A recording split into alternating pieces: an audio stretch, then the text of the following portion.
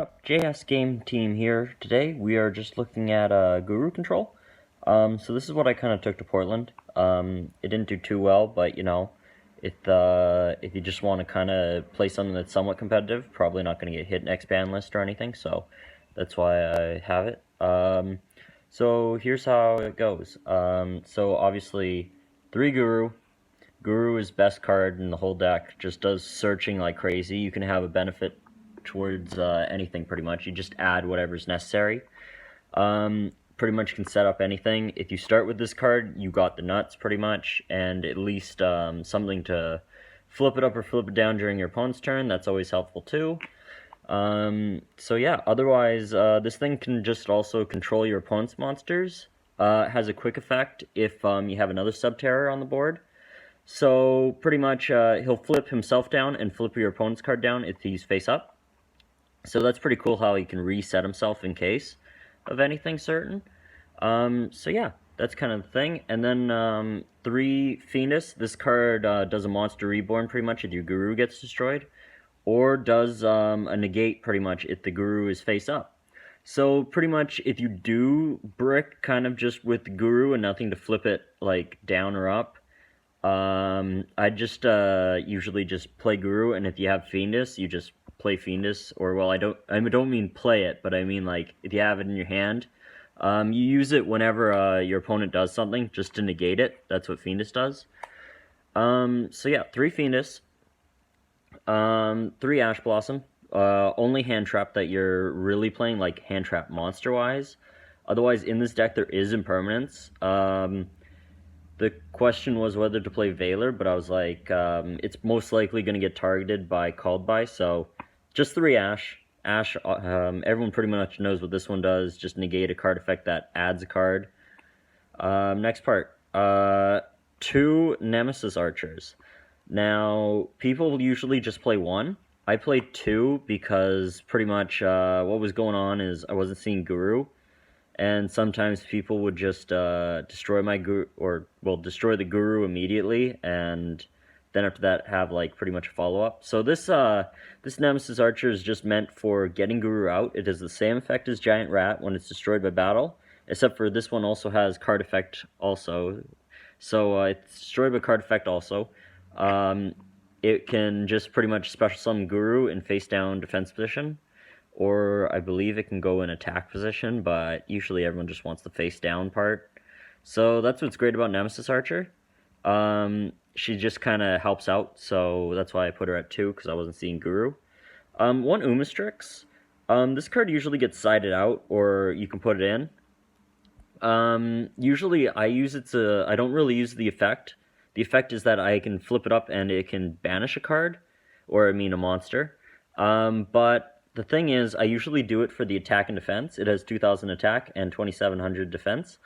So the 2,700 defense and attack, or I mean the 2,000 attack, when combining it together with Final Battle, it can literally just beat over anything. So that's what's good about it.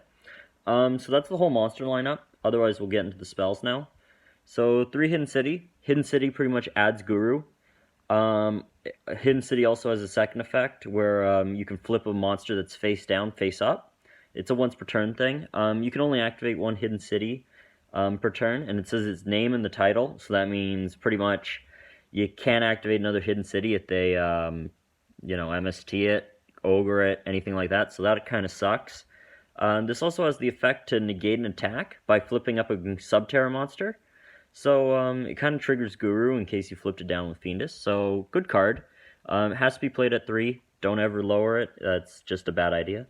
3 Pot of Extravagance, draw power, just draw power because this deck doesn't care about extra deck. You can play anything in the extra deck pretty much. So yeah, just 3 Extravagance draws you cards, and a lot of this deck just does adds, you don't draw any more after that. Speaking of which, 2 Pot of Dualities, again, this card doesn't draw, this card adds. So also this deck you're never really going to special summon too often, so that's why it's at 2. You can play it at 3 if you want, but I found it that I would sometimes get 2 of these in my hand that was playing at 3, and sometimes I do a Nemesis Archer, and I think oh, I should probably crash with it because sometimes I have a better setup. This card kind of screws that, so that's why it's at 2. So yeah, this card's just at 2. Now, 2 Called by the Graves. I don't want to play 3. It's clunky. Again, I'm really just trying to get to Guru or get things that can search it. So this card just kind of would take up more space, so they put it at 3. Getting hand trapped isn't bad because technically I could just use Fiendus to negate it too. So it's already like having 5 negates that can happen during one turn or during your turn. So hand traps aren't too much of a problem. So yeah. Otherwise, 2 Twin Twisters just for meta call. Otherwise, this card could probably change to Cosmic Cyclone or MST. Discarding isn't always great, but in this kind of meta format, it's a lot of spell and trap decks. So Twin Twisters, just at 2. Again, discarding, you already got a Subterra Fiendus that doesn't negate. So this is just kind of extra. It can be bumped to 3 if you really want. I'd probably just take out another Duality. Duality can be at 1 if you really want. But yeah, Twin Twisters, just discard, destroy 2 spells and traps for meta-wise. Yeah, fine. 1 Terraforming. Terraforming's at 1, otherwise at 3, just searches the field. Now, 1 Cave Clash. You could technically take this card out too if you don't like it, but I just find this card helps out with beating over stuff, and also the recycling of Fiendus. This card just makes everything get boosted by 500 for each set monster. Otherwise, if a Subterra inflicts damage, you get to add a Subterra card, a monster, I believe, from your graveyard back to your hand, so I always add back Fiendus, or sometimes maybe a Nemesis Archer, because Nemesis Archer also has another effect that if it attacks while another Subterra is on the field, it can shuffle back a face-down monster on your opponent's side. So that means the card won't flip up, won't activate, no nothing. So that's always kind of a strategy. It's not one that I look for kind of to do. It's just there. Next part. 3 Final Battle. This is kind of the search control card. This card, although it's a normal trap, will reset itself. That's in its effects. It has 3 also other effects. One is to flip up, flip down, and the other effect is boost attack and defense. So that's why this card's just really good. It's searchable with Guru, and it just pretty much controls the board when you need it. So yeah, it's a pretty good card. Next part. 3 Impermanents. I talked about this already. Playing this because I don't want to get called by, but negating monster effects is pretty good right now. You know, interrupts people, so that's why this card's really good. Activate from your hand if you have nothing, so turn 1. Otherwise, turn 2, set it, and you can negate a whole column, so it's not a bad card.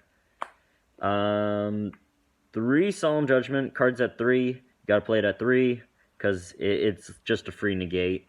So if you don't know what it does, it just halves your life points, and yeah, it just negates this summon of 1 monster, because it specifically says a monster. So it's summon Pendulums 2, you can't use this.